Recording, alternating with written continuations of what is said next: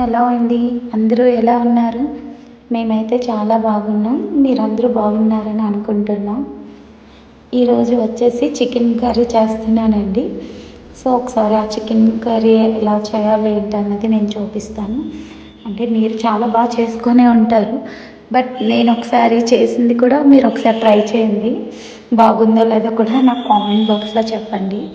First of all chicken తీసుకొని బాగా శుభ్రంగా కడిగేసుకోవాలండి. ఒకవేళ చికెన్ స్మెల్ వస్తున్నట్టయితే కొంచెం ఉప్పు కొంచెం పసుపు వేసి కూడా బాగా కడిగేయండి. ముక్కలు చూడండి ఇలా వైట్ కలర్లో వచ్చేయాలన్నమాట. సో బాగా కడిగేసుకున్న తర్వాత వాటిలో కొంచెం ఉప్పు, పసుపు, కారం, గరం మసాలా పౌడర్, పెరుగు వేసేసుకొని కొంచెం ఆయిల్ వేసి బాగా కలిపేసుకోవాలండి. బాగా కలిపేసి మొత్తం ముక్కకి ఆ ఉప్పు కారం అంతా పట్టేలాగా బాగా కలిపేసి పక్కన పెట్టుకోండి. ఒక 15 మినిట్స్ పక్కన పెట్టేసుకున్న తర్వాత నేను వచ్చేసి 200 చికెన్ తీసుకున్నానండి. అంటే 3/4 కేజీ అన్నమాట.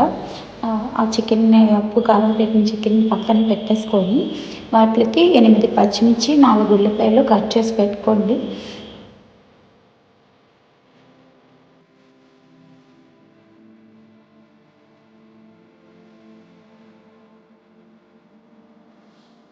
కళాయి పెట్టి బాగా వేడెక్కిన తర్వాత ఒక 2 స్పూన్లు ఆయిల్ వేసుకొని ఆయిల్ కూడా బాగా హీట్ ఎక్కిన తర్వాత ఉల్లిపాయ పచ్చిమిర్చి అందులో వేసేసి బాగా కలపండి. బాగా మగ్గించుకోవాలన్నమాట.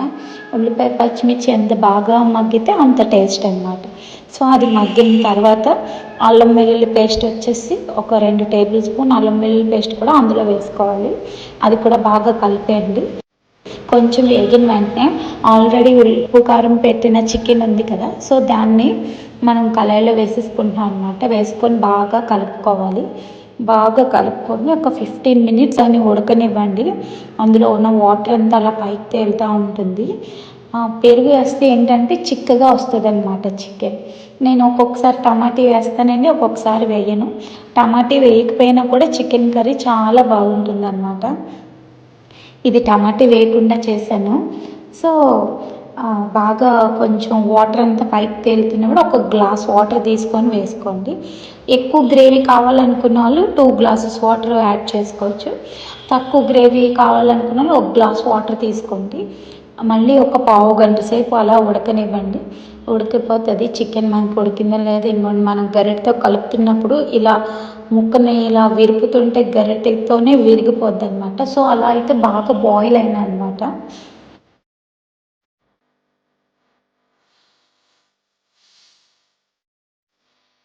బాగా ఒక 15 మినిట్స్ ఉడికించిన తర్వాత దాని మీద అలా కొత్తిమీర కాస్త పైన అలా జల్లేసి స్టవ్ ఆఫ్ చేసుకోండి. అన్నంలో కలుపుకొని తింటే ఉంటుందండి చికెన్ కర్రీ సూపర్ ఉంటుంది.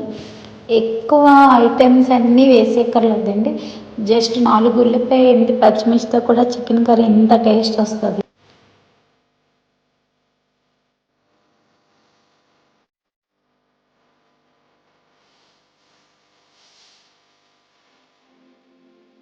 సో ఇది వేడి వేడి అన్నంలో అలా చికెన్ కర్రీ కలుపుకొని తింటే సూపర్ ఉంటుంది.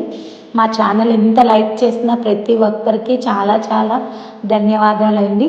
మా ఛానల్ లైక్ చేయండి, షేర్ చేయండి, సబ్స్క్రైబ్ మర్చిపోవద్దు. Thank you friends. Bye bye friends.